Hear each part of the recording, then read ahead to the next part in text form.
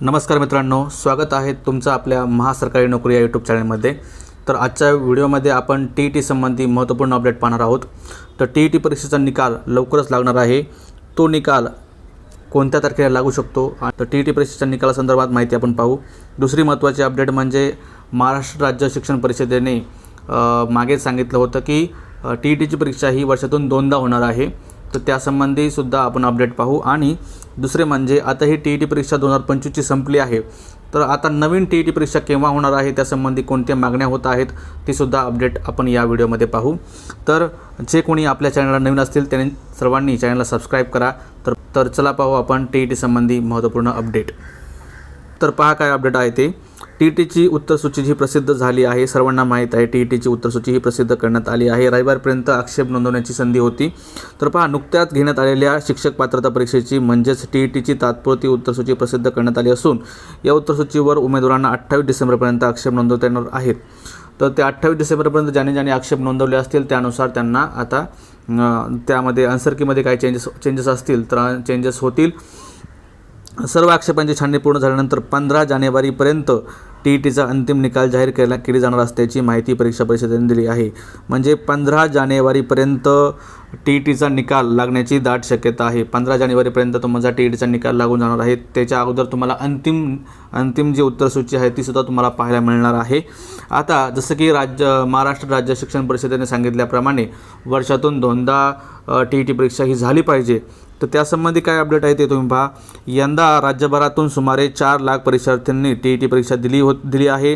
सर्वोच्च न्यायालयाचा 1 सप्टेंबरच्या आदेशानुसार 1ली ते 8वीच्या वर्गांना शिकवणाऱ्या सर्व शिक्षकांसाठी TET परीक्षा अनिवार्य करण्यात आली आहे। आपल्या सर्वांना माहीत आहे सर्वोच्च न्यायालयाच्या निकालानुसार TET परीक्षा ही 1 ते 8वीच्या सर्व शिक्षकांनाही बंधनकारक करण्यात आली आहे। फक्त ज्या शिक्षकांच्या सेवानिवृत्तीला 5 वर्षापेक्षा कमी कालावधी शिल्लक आहे त्यांना यातून सूट देण्यात आली आहे। आता मागणी काय होती ते पहा। पहिल्यांदाच विद्यमान शिक्षकांसोबत भावी शिक्षकांना TET परीक्षा त्यांनी दिली आहे। लवकरात लवकर अंतिम उत्तरसूची व गुणांची यादी जाहीर करावी। त्यामुळे शैक्षणिक वर्षात काही शिक्षकांना पदोन्नतीने मुख्याध्यापक होता येईल तर काहींना पवित्र पोर्टलमार्फत शिक्षक भरतीची संधीसुद्धा मिळणार आहे।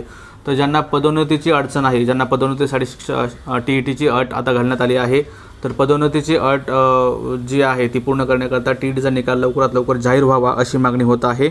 आणि त्याचप्रमाणे आता दुसरी काय मागणी होत आहे ती पहा।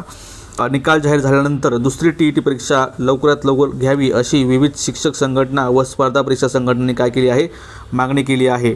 विद्यमान शिक्षकांसह भावी शिक्षकांना सुद्धा संधी मिळाव्यात यासाठी वर्षातून दोनदा परीक्षा घेण्याचे नियोजन करण्यात आले असून त्यानुसार पहिली परीक्षा जूनमध्ये तर दुसरी परीक्षा नोव्हेंबरमध्ये घेण्यात येणार आहे अशी माहिती समोर येत आहे। तर येणाऱ्या काळामध्ये आपल्याला TET परीक्षा ही वर्षातून दोनदा पाहायला मिळेल। पहिली परीक्षा म्हणजे ती जूनमध्ये वर्षातली पहिली परीक्षा ही जूनमध्ये होईल, दुसरी परीक्षा नोव्हेंबरमध्ये होईल। म्हणजे अशा प्रकारचं नियोजन हे महाराष्ट्र राज्य शिक्षण परिषदेने केले आहे। त्यानुसार आता वर्षातून दोनदा TET परीक्षा ही होणार आहे। महत्त्वपूर्ण अपडेट आहे TET संबंधी। जे कोणी TETची तयारी करत असेल त्यांना ही महत्त्वाची अपडेट आहे। TET संबंधी अजून काय तुमचे प्रश्न असतील तर कमेंट बॉक्समध्ये नक्कीच सांगा। लवकरच 15 जानेवारीला तुमचा निकाल लागण्याची शक्यता आहे। 15 जानेवारीच्या मागे पुढे 1-2 दिवस होईल, पण निकाल लवकरात लवकर लागेल। ज्यांना कोणी आता TET परीक्षा द्यायचं राहिलं असेल त्यांना पुन्हा एकदा नवीन संधी मिळणार आहे।